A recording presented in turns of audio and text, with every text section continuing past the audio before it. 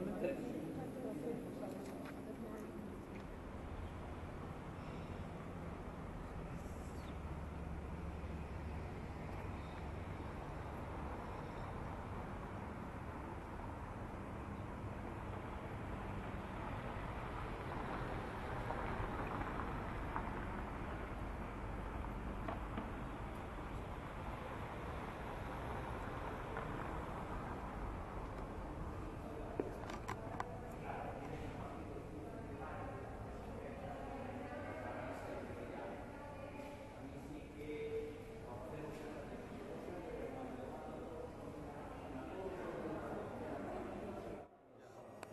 Joder, tío, te lo digo yo a la salida. 3, 2, 1, ya. No sé, el 7, 10. 4, 5, 6, 7.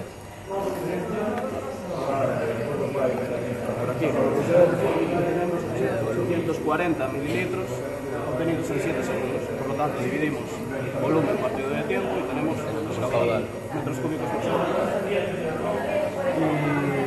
el caudal, podemos medir Con el caudal velocidades. podemos medir la velocidad conociendo el diámetro interno de cada parte del tubo, que te lo pone ahí.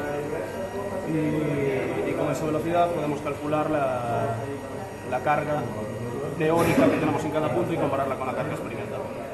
Sale todo lo que tenemos. Y tenemos puntos que están identificados y otros no. Todo no se puede identificar. Ahora pincho y ahora directo. La siguiente dimensión.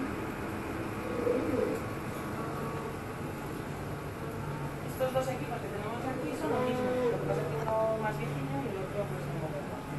Y lo que miramos aquí, esto es medimos carbono, nitrógeno. Carbono total, el TOC, el carbono orgánico y el inorgánico, y después medimos también el nitrógeno total. Y aquí, como veis, casi todo es cromatografía lo que tenemos aquí. También son 2 cromatógrafos, bueno, más bien 3. Canto temporadas para ellos. Bueno, normalmente facemos un seguimento varios días a semana, collemos mostra, analizamos. Normalmente que nos interesa pois, son esas especies de nitróxeno, amonio, nitrito, nitrato, fósforo tamén. Facemos analíticas pois, de cando en vez, non podes todos os días porque é moito traballo. E depois analizamos os datos no ordenador, lemos, completamos informacións. E para ter datos representativos necesitamos que os lectores estén operando durante bastante tempo. Estes agora mesmo deben de levar como uns 8 ou 9 meses ou así. Empezamos xa a ter información suficiente.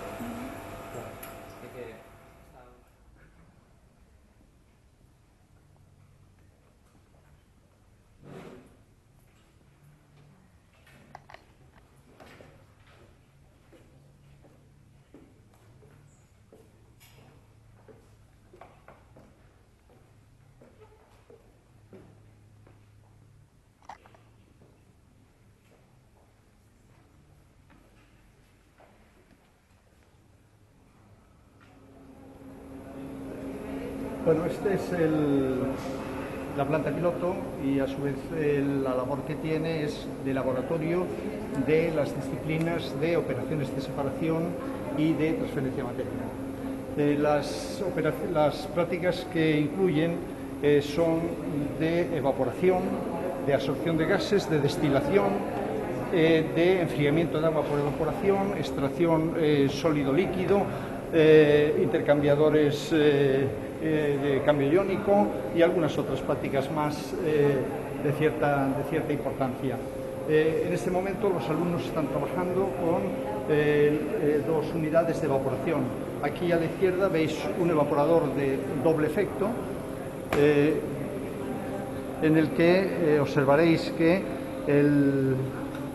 en el primer efecto está concentrándose una disolución y el vapor que se produce en ese primer efecto se utiliza como medio de calefacción en el efecto siguiente, con lo cual aquí conseguimos una economía del vapor mucho mayor. En la unidad siguiente tenéis un evaporador de simple efecto, lo llamamos evaporador de película ascendente porque observaréis que la disolución hierve en una cámara de evaporación que está situada en el interior de un tubo, mientras que en el espacio anular está entrando vapor vivo. El vapor con el que trabajamos procede de una